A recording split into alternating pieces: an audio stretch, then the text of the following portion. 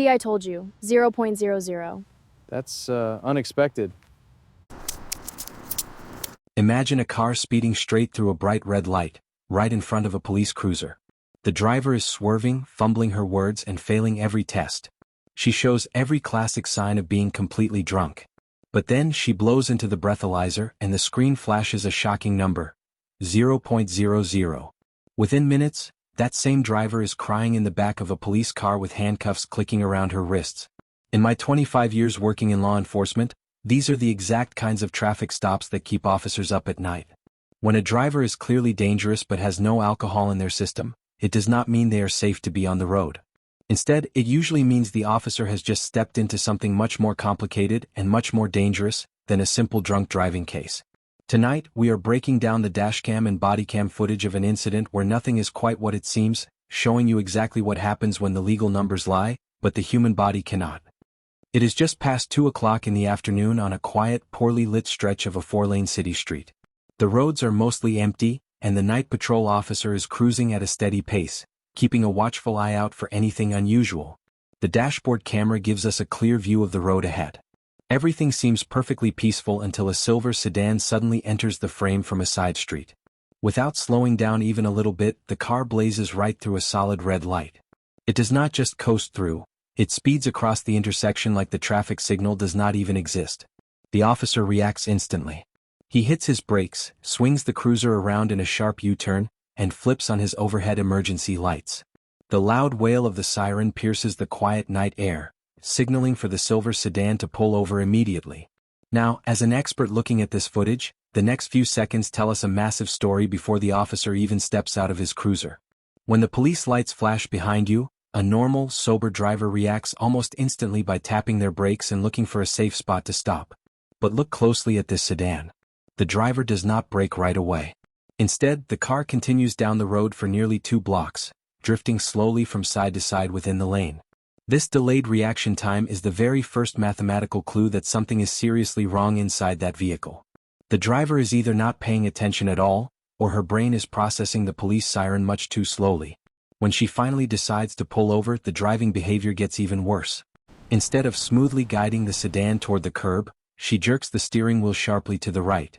The front passenger tire hits the concrete curb with a loud thud, bouncing the entire car upward before it finally grinds to a messy halt. Hitting the curb like that is a huge red flag for any veteran law enforcement officer. It shows a complete lack of spatial awareness. It means the driver cannot accurately judge where her vehicle ends and where the road ends.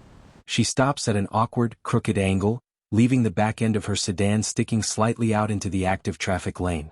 As the officer parks his cruiser at a safe angle behind her, he takes a moment to check his surroundings and type the license plate into his computer. In my years on patrol, this is the exact moment where the adrenaline starts to pump. You are looking at a vehicle that just ran a red light, ignored a siren for 2 blocks, and slammed into a curb just to stop. The driver is clearly not operating at 100%. The stage is completely set for a high-stakes interaction, and the officer must prepare himself for absolutely anything before he opens his door and walks up to that driver's side window. The officer steps out of his patrol car, adjusting his equipment belt as he walks forward. He keeps his flashlight shining directly into the sedan's side mirror and back window, a standard move to make sure the driver is not reaching for a weapon or trying to hide something beneath the seat. As he arrives at the driver's side window, he taps gently on the glass. The window rolls down slowly and immediately the atmosphere of the traffic stop changes. The young woman behind the wheel does not look upset or nervous about running a red light. Instead, she greets the officer with an overly cheerful smile and a loud, bubbly voice. She acts like she just ran into an old friend at the grocery store rather than getting pulled over by the police at 2 in the morning. To an ordinary person watching this body cam footage, her bright, happy attitude might just seem like politeness or nerves. But to a trained officer, this extreme cheerfulness is an immediate warning sign. People who are completely sober are usually stressed, embarrassed, or anxious when they get pulled over. When someone acts completely overjoyed to see a police officer after driving so dangerously, it often means they are trying to overcompensate. They are using a big personality to mask the fact that they are hiding something or that their brain is not functioning normally. As she speaks, her words drag out just a little too long, showing a slight slurry pattern that cuts right through her upbeat attitude. The officer introduces himself politely and explains exactly why he pulled her over. mentioning the red light and the curb. He then asks her for the two most basic items every driver must carry: her driver's license and her proof of insurance. This is where the interaction takes a major turn. The driver nods eagerly and opens her purse, but her hands are shaking and moving with strange, clumsy motions. She opens a small wallet, looks directly at her driver's license and flips right past it. She shuffles through a stack of loose papers and old receipts, completely ignoring the plastic card she needs. She closes the purse, opens it again and flips past the license a second time, her eyes looking right at it without recognizing what it is. It takes her 3 full attempts of digging through the exact same small bag before her fingers finally grab the card. This clumsy fumbling is a classic sign of what law enforcement calls divided attention impairment. A sober brain can easily handle 2 simple tasks at once, like talking to someone while pulling a card out of a wallet. But when a person is under the influence of a substance, their brain loses the ability to multitask. The simple act of searching for paperwork becomes an overwhelming mental puzzle. While she is fumbling, the officer is also noticing other subtle physical clues. Her eyes are heavy, watery, and shot through with bright red lines. Furthermore, a heavy scent of strong perfume drifts out of the window, mixed with the smell of fresh mint chewing gum. People often use these strong odors as masking agents, hoping to hide the smell of whatever they have been consuming. The officer takes a mental note of every single clue, realizing that her cheerful smile cannot hide the heavy fog clouding her mind. The officer takes the driver's license from her shaking hand, but he does not walk back to his cruiser just yet.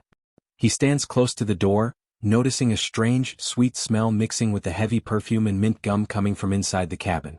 It does not smell exactly like standard beer or liquor, but it is definitely an unknown intoxicating substance that should not be there. Recognizing that the driver is struggling to function, the officer decides it is time to change the environment. He tells her to unbuckle her seatbelt, open the door and step completely out of the vehicle. As the driver opens the door and swings her legs around, her movements are slow and awkward. The moment her feet hit the hard asphalt, her knees buckle slightly, and she takes a big stumble to the side. She quickly grabs the edge of the car door to keep herself from falling flat on her face. Instead of being worried about losing her balance, she lets out a loud, nervous laugh. She immediately points down at her feet, telling the officer that her high-heeled shoes are the only reason she tripped. This is a very common excuse that police officers hear almost every single night on patrol. Drivers will blame their high heels, the uneven pavement, a rocky road, or even the wind for their lack of balance, hoping the officer will ignore the real physical signs of impairment. The officer gently guides her away from the open door and asks her to walk over to the space between the back of her sedan and the front of his patrol car. To the average viewer watching this bodycam footage, this might just look like a random place to stand, but it is actually a highly tactical decision by the officer. There are 2 major reasons why a police officer moves a suspect to the back of the vehicle. First, it is for absolute safety. By placing the driver between the 2 stopped cars, the officer can keep a direct eye on the road and oncoming traffic while also watching the suspect. It protects both of them from being hit by a passing vehicle on a dark night. The second reason is all about taking away the driver's physical support system. When a person is sitting inside a car or standing right next to the driver's side door, they have lots of things to lean on. They can rest their arm on the roof, lean their hip against the frame, or hold onto the open window to keep themselves upright. By moving her into the open space behind her sedan, the officer forces her to stand completely on her own 2 feet without any help. This allows the officer to observe her true natural balance. As she walks to the back of the car, she continues to sway from side to side, unable to walk in a straight line even on the flat road. She is completely unaware that by moving away from her car, she has just lost her ability to hide her physical struggles from the camera. Now that the driver is standing in the open space between the vehicles, her constant swaying makes it obvious that she cannot stay still. Because her driving was so dangerous and her behavior is so erratic, the officer decides to change his normal routine. Usually, an officer will perform a series of physical balance tests before bringing out any equipment. But tonight, because her confusion is so high, the officer decides to bring out a small, handheld device known as a preliminary alcohol screening test. He pulls a fresh, plastic tube from his pocket, clicks it into the top of the machine and explains how to use it. He tells the driver to take a deep breath and blow steadily into the tube until he tells her to stop. The driver smiles confidently, takes a big breath and blows into the machine. The device lets out a long, high-pitched beep as it analyzes her breath, followed by a sharp click to signal that the test is complete. The officer looks down at the digital screen, waiting for the high number that matches her slurred speech and clumsy balance. But when the numbers flash on the screen, they reveal something completely unexpected. The screen reads exactly 0.00%. There is absolutely no alcohol in her system. The moment the driver sees the officer's surprised face, her entire expression changes. A smug smirk grows across her face. She chuckles, crosses her arms, and looks at the officer like she has just won a game, fully believing that this perfect score means the traffic stop is over and she is free to drive away. But this exact moment is the major turning point of the entire video. Right here, a rookie cop might get confused and think they made a mistake, but a veteran cop gets highly suspicious. In law enforcement, you learn very quickly that alcohol is not the only thing that impairs a human being. The 0.00 reading does not erase the red light she ran, it does not erase the concrete curb she smashed into, and it certainly does not explain why she can barely stand in a straight line. All that number does is prove that alcohol is not the cause of her dangerous behavior. The officer's mindset instantly shifts from a standard drunk driving investigation to a driving under the influence of drugs investigation. There are countless substances, from heavy narcotics and illegal drugs to everyday prescription medications and over-the-counter pills, that can completely destroy a person's ability to drive a car safely. None of those substances will ever show up on a standard breathalyzer. The driver thinks she is completely safe because she outsmarted the machine, but she does not realize that her smug smirk has just confirmed the officer's worst fears. The investigation is not ending. It is actually just getting started, and the officer is about to dig much deeper to find out exactly what is hiding in her system. The officer puts the breathalyzer back into his pocket and prepares to look for the real clues. He tells the driver that even though the breath test showed 0, they still need to complete some physical checks to make sure she is completely safe to operate a motor vehicle. He begins with a test called the horizontal gaze nystagmus test, which ordinary people usually call the pen test. The officer pulls a small light pen from his uniform shirt, holds it about 12 inches from her face, and instructs her to keep her head perfectly still while following the tip of the pen with only her eyes. As the officer moves the pen slowly from left to right, we get a clear view of her eyes through the body cam light. To a normal person watching, it might look like her eyes are moving smoothly, but to a trained officer, the truth is glaringly obvious. Her eyeballs are jerking and twitching violently as they try to follow the light, almost like windshield wipers dragging across a dry piece of glass. This involuntary twitching is called nystagmus, and it is a major medical clue. When a brain is sober, the eyes track smoothly without any effort. But when certain drugs are in the human body, the brain loses its ability to control the tiny muscles around the eyes, causing them to shake out of control. The best part about this test is that you cannot fake it and you cannot stop it from happening no matter how hard you try. Her perfect score on the breathalyzer cannot save her here because her eyes are telling a completely different story. Next, the officer moves her to a flat line on the pavement for the walk and turn test. He demonstrates exactly how to place her left foot on the line, put her right foot directly in front of it so her heel touches her toe, and keep her arms down at her sides while listening to the instructions. The driver nods, still acting confident, but the moment the test actually begins, everything falls apart. On her very first step, she steps completely off the line to keep from falling. She raises her arms high out to her sides like a tightrope walker in a circus, trying desperately to find her balance. Instead of taking the 9 precise heel-to-toe steps the officer requested, she stumbles forward for 4 steps, loses her footing completely, and spins around in a clumsy circle, nearly tripping over her own feet again. This total physical failure is the exact reason why we perform these tests. Even though her breath was clear of alcohol, her central nervous system is clearly under a heavy attack from some other substance. Certain pills, prescription medications, or illegal drugs slow down the signals traveling from the brain to the muscles. Her brain might be telling her legs to walk straight, but the heavy chemicals in her blood are blocking those messages, causing her body to fail completely. The physical tests provide the undeniable proof that the officer needs, showing everyone watching that she is an absolute danger behind the wheel.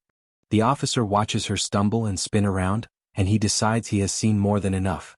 He tells the driver to stop the test and turn around, instructing her to place her hands behind her back. As he reaches to his utility belt, the metallic click of handcuffs echoing through the quiet night air signals a massive shift in the entire interaction.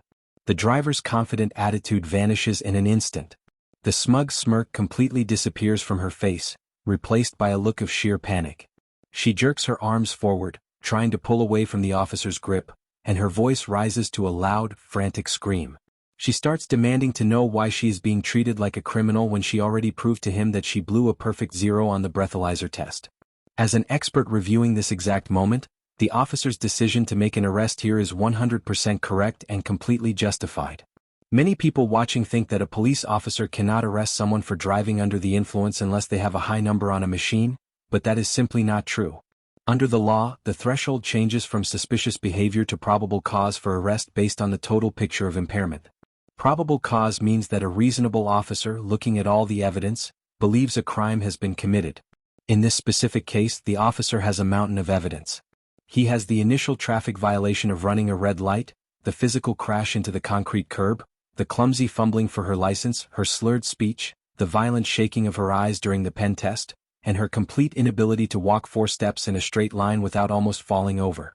When you add all of those pieces together, they create a solid wall of evidence that proves she is completely unsafe to operate a motor vehicle. Driving under the influence of drugs, or DUID, carries the exact same legal weight and penalties as driving drunk. The law does not care what substance is causing the danger, it only cares that the driver is impaired. The 0.00 breath score does not cancel out the fact that her body is physically failing to function.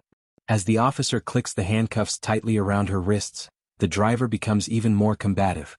She begins to cry loudly, stomping her feet on the asphalt and screaming that the officer is ruining her life for no reason. She threatens to call a lawyer and claims that the police are making everything up. This sudden shift from overly cheerful to angry and combative is actually another major behavioral clue.